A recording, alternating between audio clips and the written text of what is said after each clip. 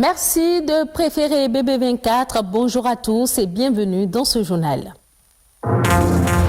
Vous est-il déjà arrivé de vous surprendre en train de bouger les jambes, bien qu'étant assis ou allongé? La médecine attribue ce symptôme au syndrome des jambes sans repos. Nous en saurons davantage sur ce trouble dans ce journal.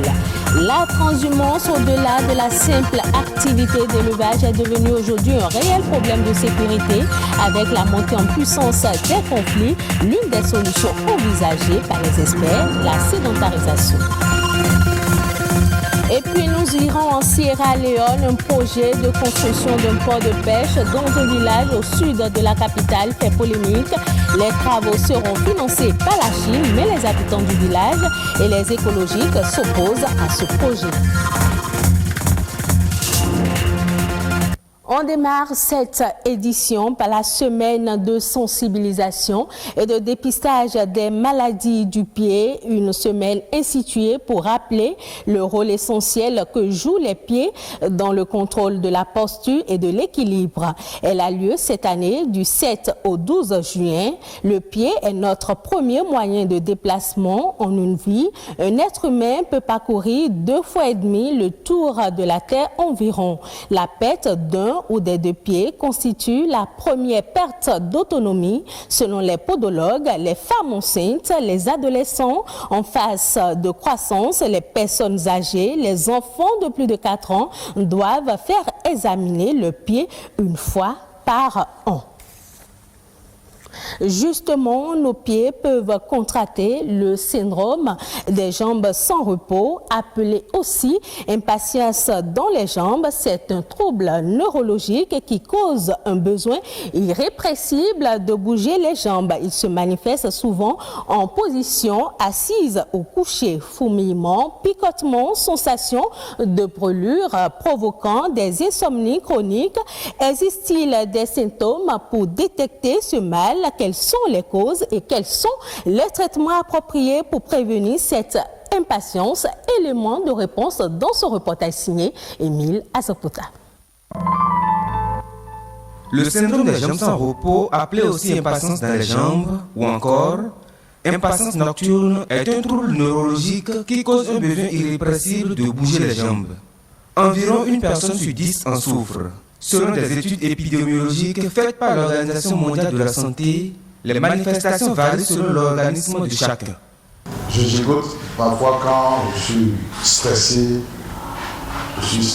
ou bien je suis énervé, quelque chose m'énerve par exemple, ou je suis en train de réfléchir à quelque chose que je ne commençais pas à sentir cette affaire quand mes enfants ont commencé à grandir.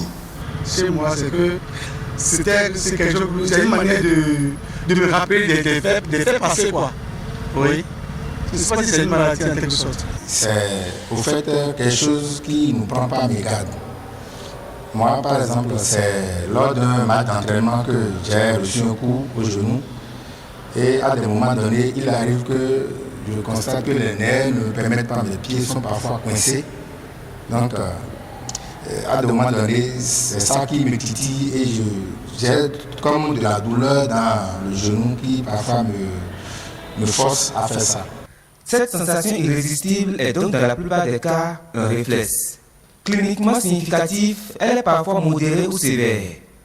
Selon les spécialistes, le syndrome des jambes sans repos n'est pas une maladie, mais plutôt un trouble neurologique suscité par un manque d'une composante chimique dans l'organisme qui permet aux nerfs de communiquer entre eux et de réguler les mouvements.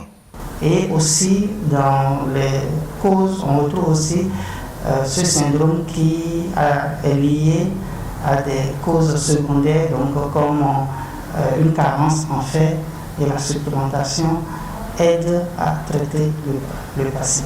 Parfois, on a des tics qui ne sont pas forcément le syndrome des jambes sans repos. Néanmoins, dès l'apparition des premiers signes, il faut chercher à consulter son médecin. Le caractère qui prédomine dans le syndrome des jambes sans repos, c'est la survenue vraiment au repos et qui va donc augmenter le soir. Et il y a l'anxiété, comme vous le décrivez, le fait d'attendre et de manifester une impatience parce qu'on attend à la banque, à la poste, etc., n'est pas forcément le syndrome des jambes sans repos. Mais c'est des éléments qu'il faut surveiller pour le dépister. Il est important de noter que l'on peut présenter des impatiences de façon intermittente sans pour autant développer un véritable syndrome des jambes sans repos.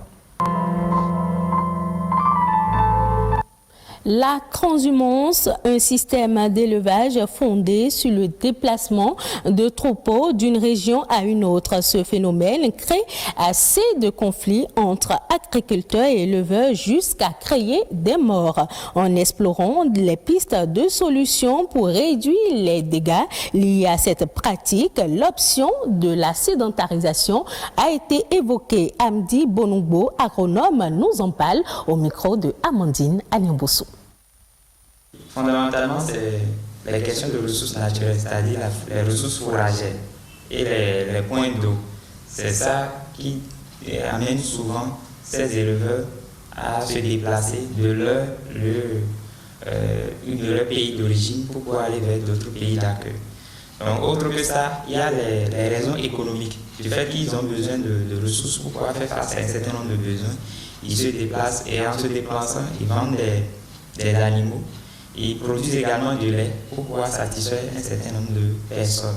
Dans ces déplacements, ils cherchent là où ils peuvent avoir des résidus de récolte ou bien là où on peut avoir un peu de verdure ou bien de ressources fourragères. Et dans ça, c'est souvent des espaces utilisés par les agriculteurs. Et parfois, il y a même des spéculations sur le champ et ces éleveurs ou bien ces animaux vont perdre ces ressources, ce qui crée fondamentalement des conflits entre éleveurs puis les agriculteurs. Il y a la zone de Dassazoumen et puis la zone de Glazoui qui ont été identifiées comme des zones de transhumance. Et c'est déjà ça une approche de solution par rapport à la transhumance. Parce que même si on va vers une sédentarisation, c'est-à-dire on identifie un lieu où ces éleveurs peuvent se regrouper, se réunir, faire leurs besoins, il y a toujours un moment où ils vont faire la transhumance pour pouvoir mieux maîtriser la conduite pour un jeune éleveur, pour pouvoir comprendre d'autres réalités culturelles, socio-culturelles. Pour faire la sédentarisation, il faut également disposer d'une quantité de ressources naturelles suffisante pour pouvoir satisfaire le besoin en troupeau donc des éleveurs. Et généralement, ce qu'on constate au Cameroun, par exemple, ça a été une solution, mais ça n'a pas vraiment duré parce que les espaces proposés ou disponibles plutôt par l'État n'étaient pas suffisant pour pouvoir satisfaire les besoins en alimentation de ces troupeaux-là. Donc, sédentarisation, oui, mais il faut également former ces éleveurs, ou bien les informer sur des zones qui peuvent exister à un moment donné pour pouvoir faire de la transhumance. Faisons à présent un tour d'horizon de l'actualité internationale avec Émile Azopota.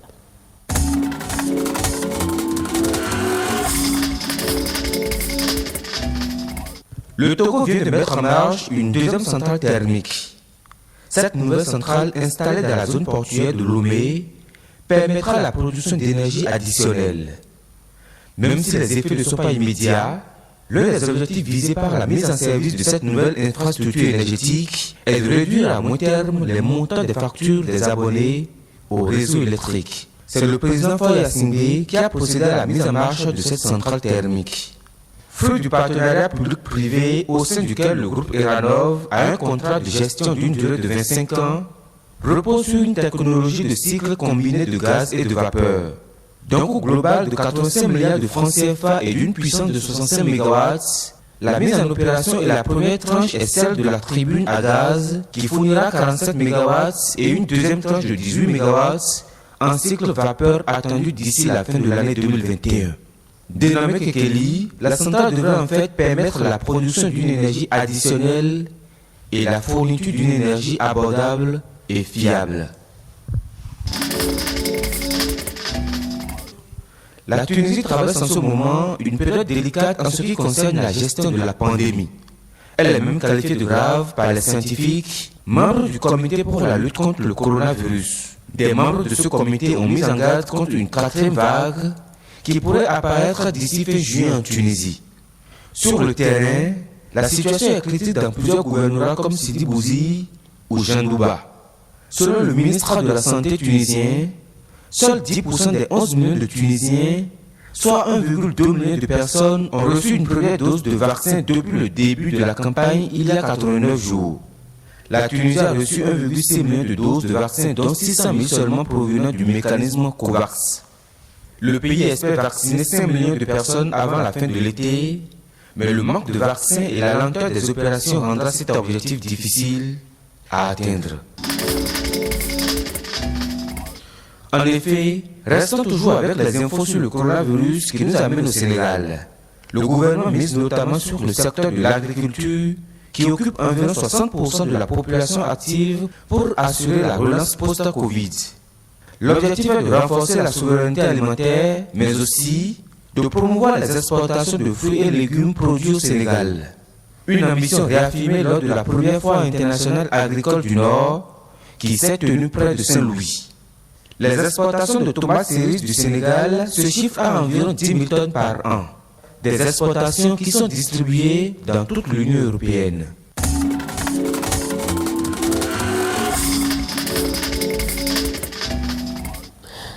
Toujours à l'international et en Sierra Leone, un projet de construction d'un port de pêche dans un village au sud de la capitale fait polémique. L'opération coûterait plusieurs dizaines de millions d'euros et serait financée par la Chine. Mais les habitants du village et des écologistes s'opposent à ce plan. Suivons le reportage de nos confrères de France 24.